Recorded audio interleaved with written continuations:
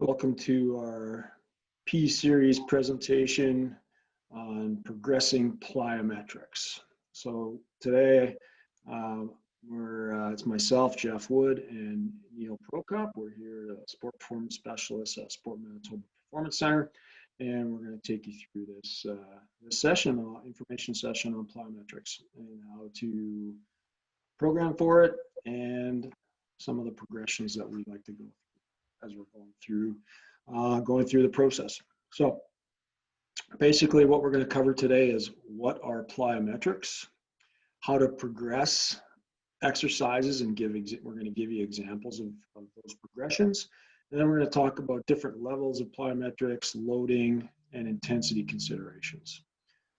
As we go into talking about plyometrics, I think it's important that we understand what the purpose of plyometrics is, and it is to increase force production in as short a time as possible. So when we get into, this is often referred to as jump training.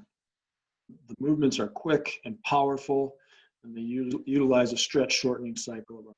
Typically, if you're more powerful, if you generate more strength and do it quicker, you're going to improve your overall performance. Plyometrics uses the stretch shortening or stretch reflex, and we'll often think of it as a spring.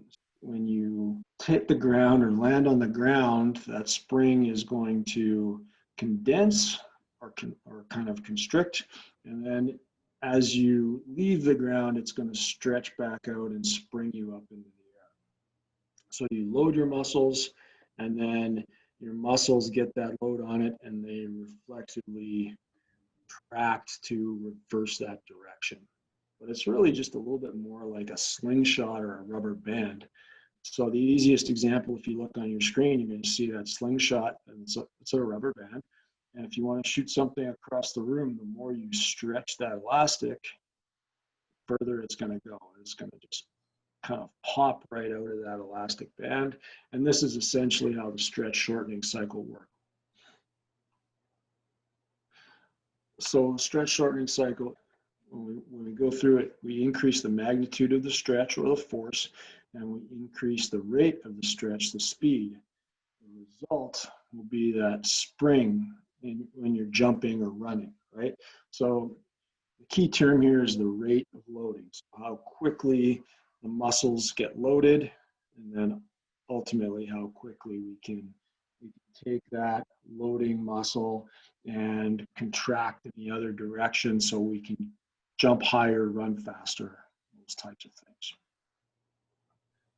So if you look at the elastic band in the video, and you're going to look at the counter movement jump here. So this is actually a depth jump from a little bit of height, but you're going to step off a box, hit the ground, and then as you hit the ground on a counter movement jump, you're trying to get off the ground as quickly as possible and then land up on the higher box. So in this case, the counter movement jump, your quadriceps or thigh muscles are going to lengthen as you dip down into a squat, and then they're going to contract as you explode up, straighten out your legs.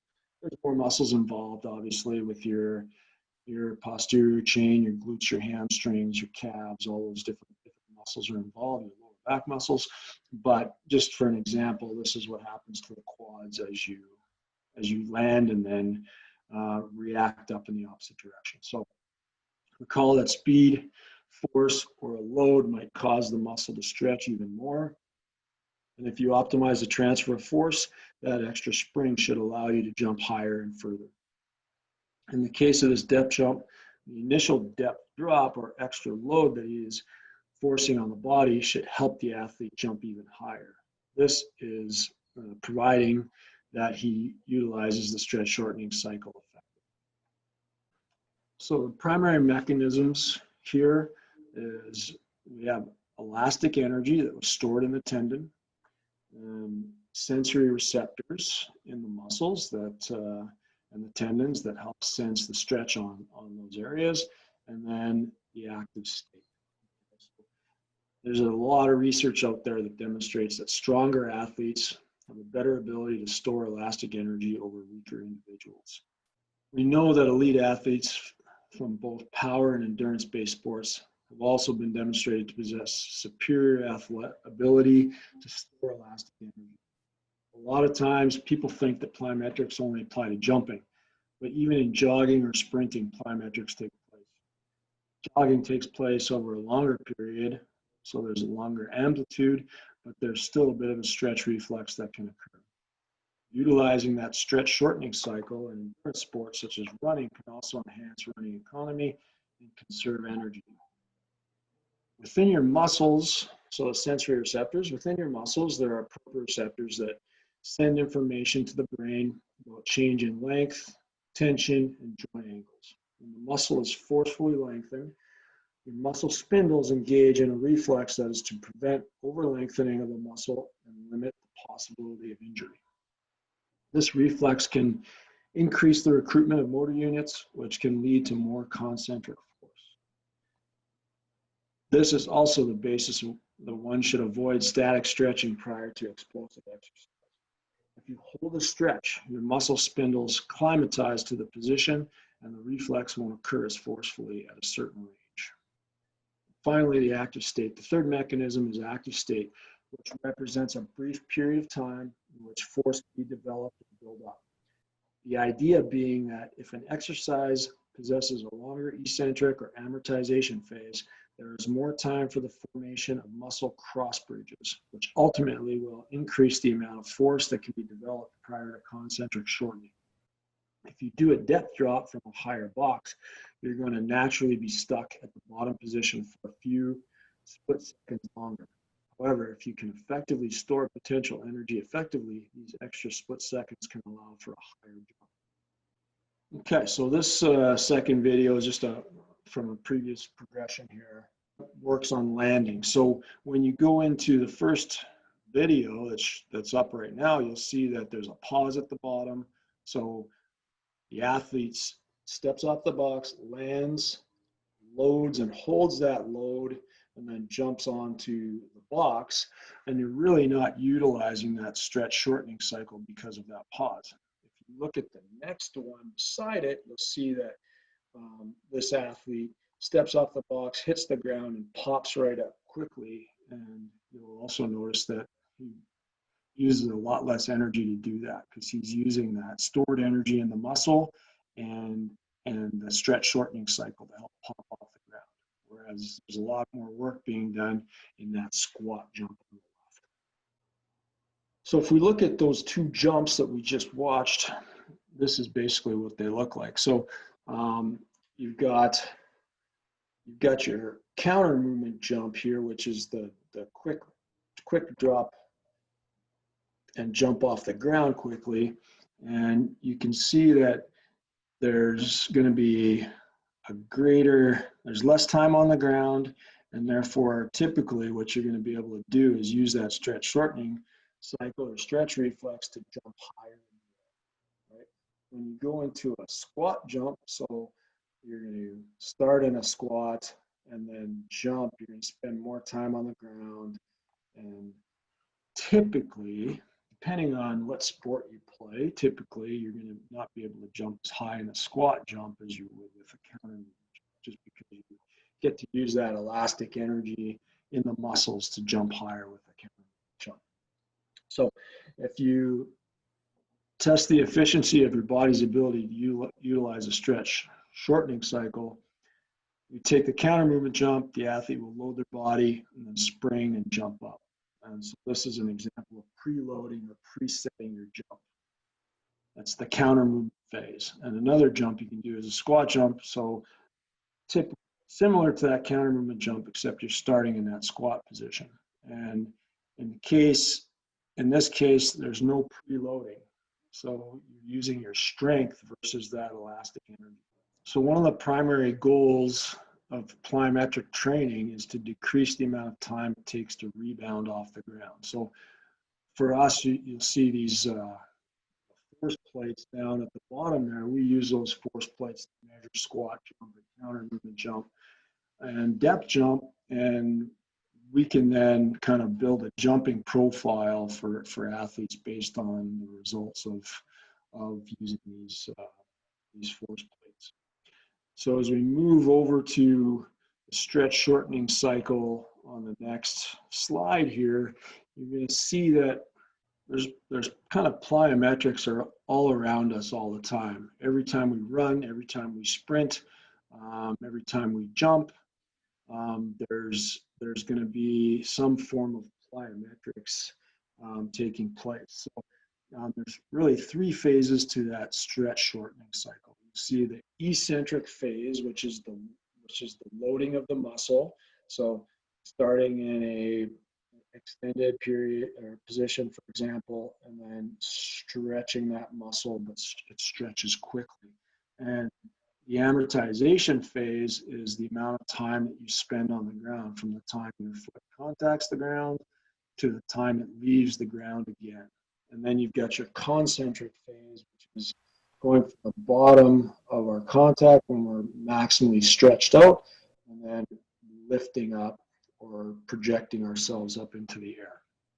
Looking at some of the different sports where you see plyometrics take place. We've got a football player breaking laterally and loading his right leg and then pushing off in the opposite direction. So a quick stretch and push.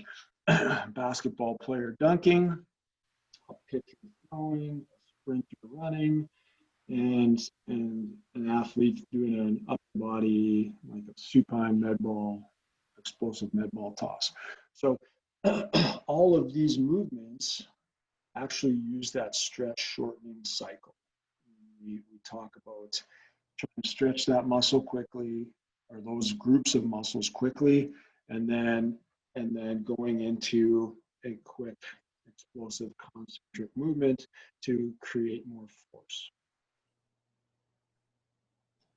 And then we'll talk quickly about some principles that we apply to plyometrics. So plyometrics are highly coordinated and skillful movements that can include things like can improve strength, power, speed, jumping ability. The goal is to develop the neural and muscular systems to generate maximal force in a short amount of time. When we maximize the effectiveness of plyometrics, we can improve our strength, power, speed, and jumping. If we don't progress properly, or we have poor mechanics, we're going to lose some of that potential. And as we go into, you see the athletes in these videos jumping or throwing and being explosive, straight ahead, laterally. Our goal here is really to, again, try and spend as little time on the ground as possible and use that elastic energy in the muscles. We know that through strength training, we can build muscle, which helps in a lot of different ways, can help your performance, not only by helping the muscles get stronger, but faster and more explosive. Okay, so stage 4 is maximal strength. So this is where we actually tax the muscles with more load. So you're going to be lifting heavier loads, doing fewer reps, taking longer rests. So we're really trying to develop our strength here. And that's an important piece when we convert into stage 5 and we talk about producing power. It's hard to produce power if you don't have strength. So by building maximal strength, we can easily jump into more of a power production stage or phase where we can work on taking that maximal strength and trying to basically convert it into explosiveness and power. And if you go through these steps, you're going to be better off, and it's safer to go through these steps to get to that power phase. It takes a little bit of time, and that's fine. We have time to train and get stronger and be more explosive. We're in this for the long haul as athletes, right? So we want to produce more power, and in order to do that, we need to build off that base. And that's the real critical part of all this is if we reverse that triangle and started trying to train power, we would go off the rails pretty quickly, because If you don't have the base of endurance and strength and stability, then you're more likely to get injured. We want to just talk about how you would progress through an off-season training program. Plyometrics have similar progressions that can be incorporated throughout your yearly training plan. And the important thing is to remember that we build on a good foundation. Neil's going to talk about how to progress our plyometric exercises now.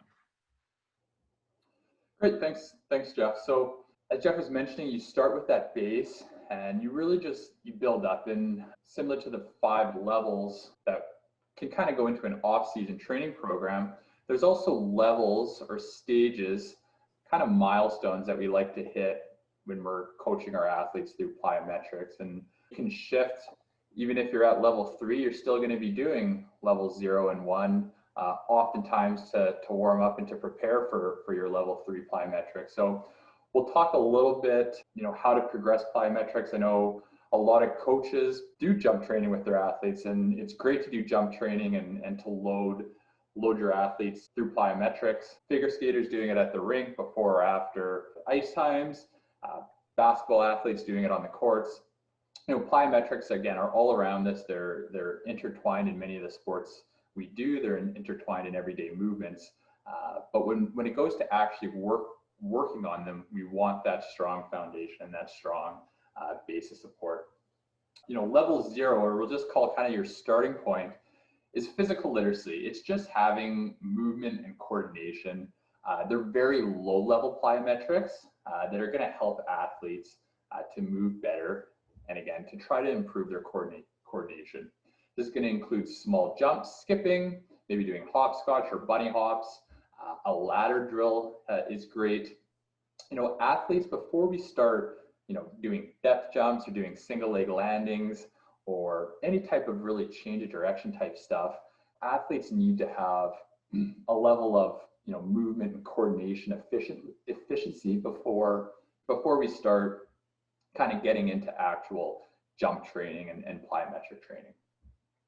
Okay, so once they have that adequate level of again, coordination, we move on to level 1. And level 1 is exactly landing and force absorption. Before an athlete jumps, you want to make sure they're going to be able to land correctly and appropriately.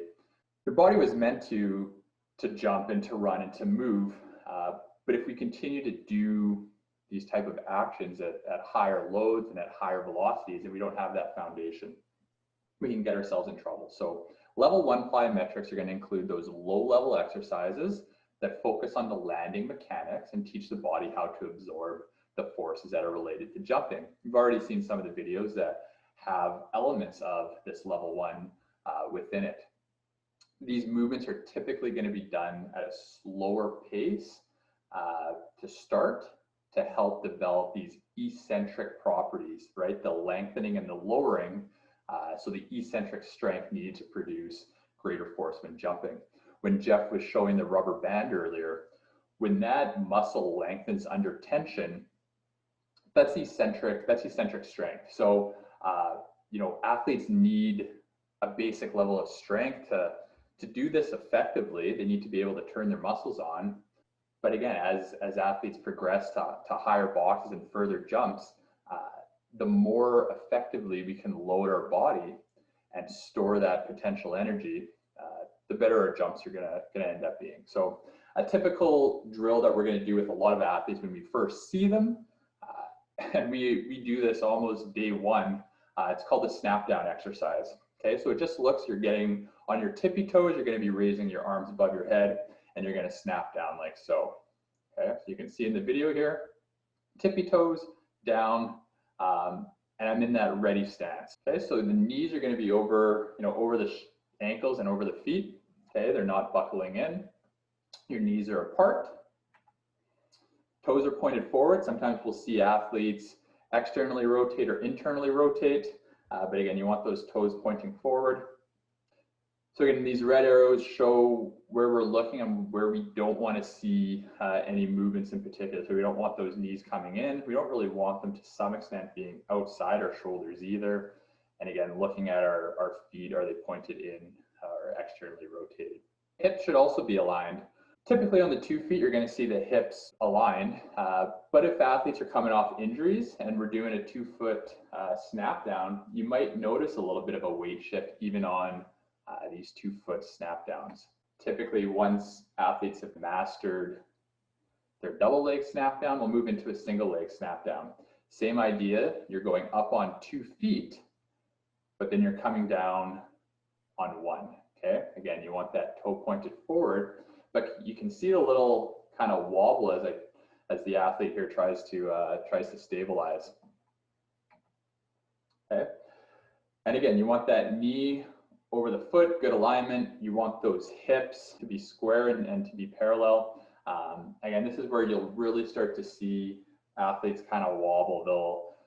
The knee might cave in, the hips might shift significantly. You might see that upper body trying to counteract your poor landing mechanics just so they don't fall over. So this one's very, very evident, and it's a fun one to do, right? Because it's a simple movement, or simple to explain, but can be pretty hard to execute. And you'll notice when you do your first single leg snap down, it's typically your 4th or your 5th that are going to look a lot better than that first snap down that you do. Once your muscles start turning on and they get a little bit used to it, those first ones can be a little bit of a shock to the system. Jeff, do you have anything to add here on the snap downs or anything in particular? No, I don't think so. I think the biggest thing is, like Neil just said, like the first couple of reps you do on each side with the single leg landings, you're gonna notice it's gonna get pretty unstable, and then your body will just adapt to it and figure it out. And then by the time you get into reps 3, 4, 5, 6, then things are gonna be easier to balance, easier to control, and ultimately that's kind of what we're shooting for, is we want our body to kind of teach itself the right position to get into to stay stable and strong. And these snap downs, these are something we do with our provincial athletes. They're something we do with our professional athletes. We build them into our warm-up. Anytime an athlete is going into jumping and change of direction, we want them to execute these movements in a safe environment. So we're going to feature them in our warm-up as athletes hit that final stage where they're getting ready to potentiate and preparing to perform. For coaches on the call, be creative with snap downs. Repetitions are really important, and good repetitions are extremely important. So I've got 2 examples here. Just a little quick feet 2-inch run on the spot, but it starts with a snap down. Another one, quick 10-meter sprint here, getting back into that ready position and that loaded position. But you know, it could be a great way to incorporate snap downs, and just getting in some extra reps. Important to build the good habits and give them opportunities to go through these types of movements. Here's a video you've seen earlier in the presentation, depth jump with a pause to a box jump. So, you know, the depth jump looks a little bit scary, but at the end of the day, the focus is on the landing right here, okay? And then you have the takeoff. But when you watch the athlete land here, they're landing essentially in that snap down position, and they're going to take off. A little bit of a progression from a regular snap down, a little bit more of a load. Jeff talked about rate of loading. We're challenging that body a little bit more. But again, focus is on that level 1 landing and force absorption. Okay. Once you've mastered this 2-leg work, you can try a single leg work. So here Davis, or the athlete, is going side to side, and you'll notice they're trying to stick their landing. Too often we'll see athletes just jump back and forth, and to some extent they do it a little bit out of control, right? They just hit the floor and they're back the other way. And you know, when you actually slow down and maybe look at their jump with video, you can see their landing actually doesn't look great. So again, here's an example, just a simple drill. This is over a low hurdle, but you can even do it over a line, and you can slowly progress that to a higher hurdle. But again, focuses on landing and force absorption. It's not as much about that takeoff or that jump. After you've kind of mastered that level 1 and as coaches, if we start to feel confident that, the athlete looks like they're in good positions when they land, we're able to move on to that next stage, which is plyometric strength. Plyometric strength, or level 2, we refer to it as moderate intensity exercises that focus on decreasing ground contact time and increasing height or distance. And this is really the stage where we start incorporating that stretch shortening cycle that Jeff was talking about earlier in the presentation. Okay. That introductory exercise for level 2 would be a snap down to vertical jump. We take that snap down that we've mastered in regards to good landing technique, and we try to get back up in the air. You see Davis here, he lands in that loaded position, his arms are back, and he gets back up in the air, okay? So again, trying to work on this type of movement in a controlled environment, straight down, good landing, and then back up into the air, okay? The focus here is on decreasing ground contact time, but we're not putting, the athlete's not focused on, getting up onto a box immediately following. They still have maybe a little bit of focus here on the landing technique, but again, starting to transition to the focus, shifting to decreasing that ground contact time, okay? Next stage, rather than just a single jump, start moving into multiple jumps. So a snap down to a low hurdle hop. Okay, again, working on that snap down and incorporating it in. And then you've got 5 consecutive hurdles where you're trying to focus again on that springing action, decreasing your ground contact time as you make way through the hurdles. We always try to encourage athletes to stick their landing at the end. Again, they're in that ready position, they're ready to move forward again, backwards, or laterally. And then there's other ways to go from here. We can do multi-direction. Athletes need to move in different planes and in different directions. This is a great way to, again, progress level 2 drills. Once they've mastered that landing technique, they're starting to focus on minimizing that ground contact time. Now we're going to throw something a little bit different at them and start getting them moving in different directions. Again, typically 2 feet to 1 foot. So the next one might look like a single leg continuous low hurdle hop. Okay. So we don't have a snap down here, but you can see the athlete is going through the hurdles. And for the most part, their landing looks pretty good between hurdles, maybe a little bit of external rotation on a few of them, but for the most part, that knee is over top of the foot.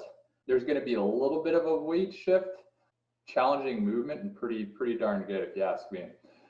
Jeff, anything to add here on this one? No, I think you're gonna notice that, not every rep is going to be absolutely perfect. It's a dynamic movement, just like anything else, right? So sometimes everybody's different. You're going to get a little bit of potentially rotation or something coming out of the hip or the ankle to compensate a little bit. That's what bodies do. That's how we get into moving. And if you have any kind of tightnesses in certain muscles and excessive length in others, then you're gonna find some of those small little adjustments that bodies make as they're going through those. That's just how the body kind of changes and adapts. So ultimately, we want to try and balance those out, but there's going to be little adjustments that the body does here and there. Another way you might progress these, here we're shifting back to 2 feet, but you're doing a quick drop split squat jump. So got to resist gravity, pop back up in the air. So another way to load your body. Okay, so a few examples again of level 2, plyometric strength, and then level 3 is your plyometric power. So these are your high intensity exercises that are where the focus is on true plyometric work. It's going to try to incorporate that maximal rate of force development. And again, you want to minimize ground contact time. So Jeff had mentioned that top of the period previously with the power, right? You have the foundations built outside of plyometric training in regards to your muscular endurance or muscular strength or hypertrophy. You've built everything up ready for this. You've got good foundation in regard to your landing and your plyometric strength. So okay. This one would be an example where you're trying to optimize that length. Okay, so a depth jump to a hurdle hop to a broad jump. Okay, so really trying to emphasize that horizontal broad jump, try to get as far as you can. You're preloading your muscle and you're trying to get, again, get as far as you can. Depth jump to box jump, same idea. You're dropping down, good load, trying to minimize that ground contact time and pop back in the air. This is another video that we've already seen. Okay, so progressing from a depth jump to 2-foot landing, you can try a depth jump to a box jump with a single leg landing. Okay. Again, really challenging that stabilization at the end of the movement, but you've still got your plyometric power and that initial depth drop to getting up on a higher box. Next one, depth jump to box jump combo. Okay, so now you're doing consecutive jumps where you need to minimize that ground contact time. Again, as athletes, we need to be able to move in all directions. We need to land with our single leg. We need to sometimes turn and go, right? So working on plyometrics in a controlled environment with a directional change is another way to progress exercises. Again, you can do this in the plyometric power stage, but to some extent, you can also do it in the plyometric strength stage.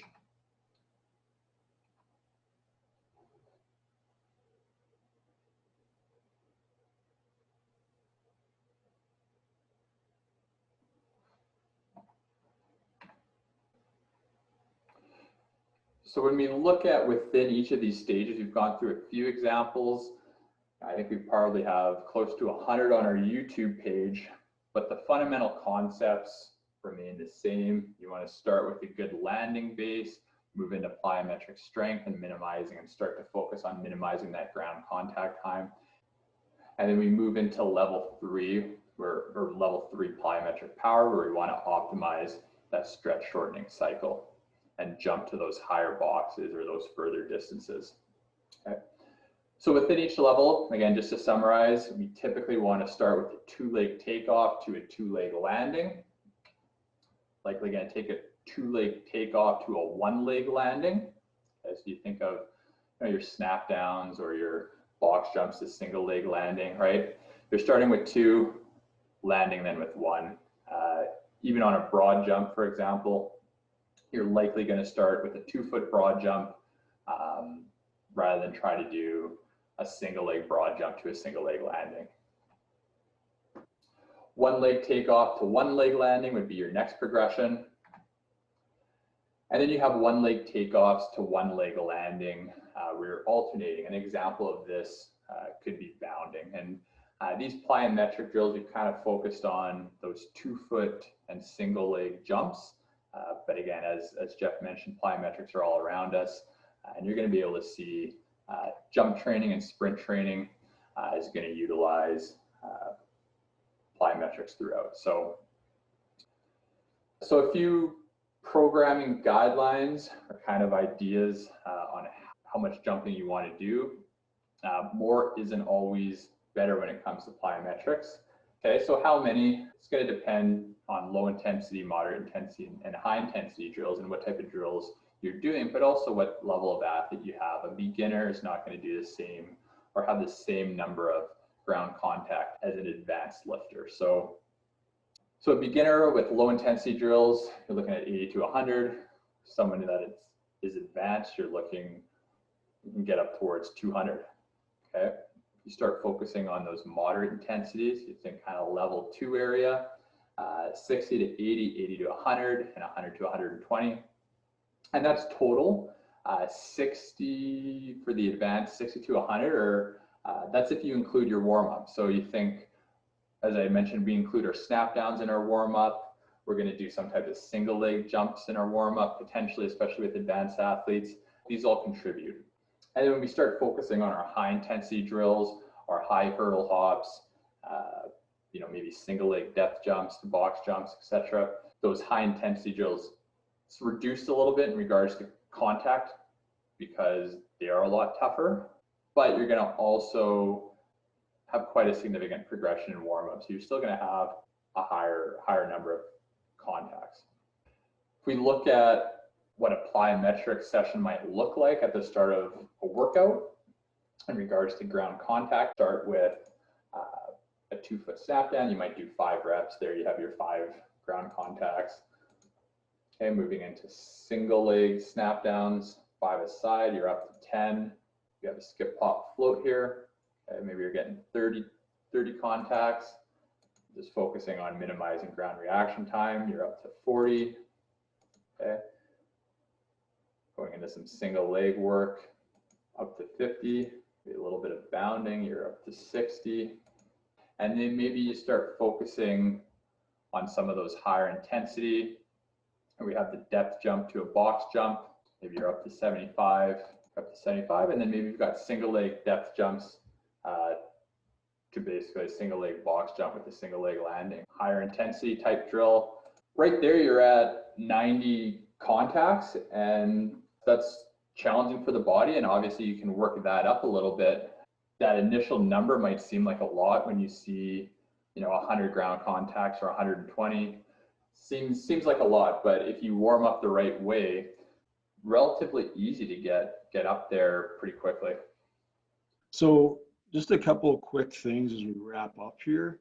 It's important to understand that more is not better.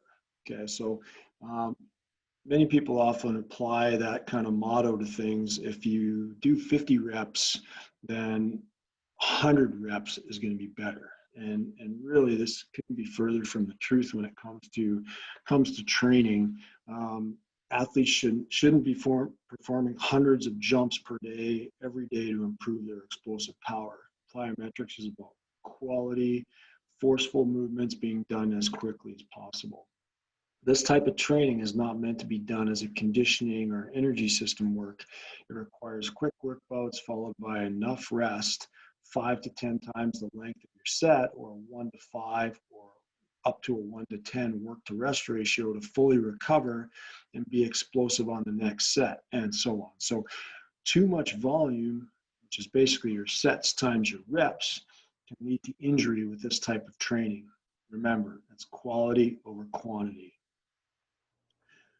The second point here is that plyometrics add to a training program. It's not the be all and end all. It's not the only thing you should do to get more explosive. So when we get into the critical point or components of plyometrics and inserting it into your training program, it's not any more important than other components. For example, a basketball player must be able to run, jump, change directions with the skill necessary to be an excellent basketball player. Be able to dribble, shoot, pass, read, and react, while being able to react in the opposition player's movements and play within a team system. So there are also high demands on the anaerobic and anaerobic energy systems in the sport of basketball. All of this requires a well-balanced training program that includes training, so the development of strength, linear and lateral speed, agility, power, flexibility, mobility, and energy system development, proper nutrition, rest and recovery, along with solid technical and tactical skills. Remember, a well-balanced program is important. So if you have any plyometric training and that's all you're doing, it's important to also incorporate all those other aspects to make sure you're well-rounded and a balanced athlete. And finally, progressions are important, right? So you don't just start with jumping off what looks to be about a 4-foot box and then try to jump over a hurdle as your first plyometric training session. Just like we stated earlier, it's important to develop those landing mechanics, how to absorb force, and then build off that to the point where you'd be comfortable jumping off a box potentially that high to jump over a hurdle. And that's how we progress and keep safe and injury free, is by going through a progression as we go through our training plan. So that's all part of a bigger plan, and we want to make sure that we are a well-rounded athlete, not just working on jumping. As we get into wrapping up here, if you have any questions about what we've covered here today and are interested in contacting us about those questions, you can contact myself or Neil. Both of us will get the performance@sportmanitoba.ca email address. You can contact us there. You can contact us at 204-925-5751, and we can answer any questions you may have. If you're interested in developing a program for yourself, or you're a coach and want to develop a program for your team that's related to plyometrics, strength conditioning, nutrition, mental skills, any of those topics, we'd be happy to help you out anytime. So thanks for your time, and we'll see you at the next piece of this.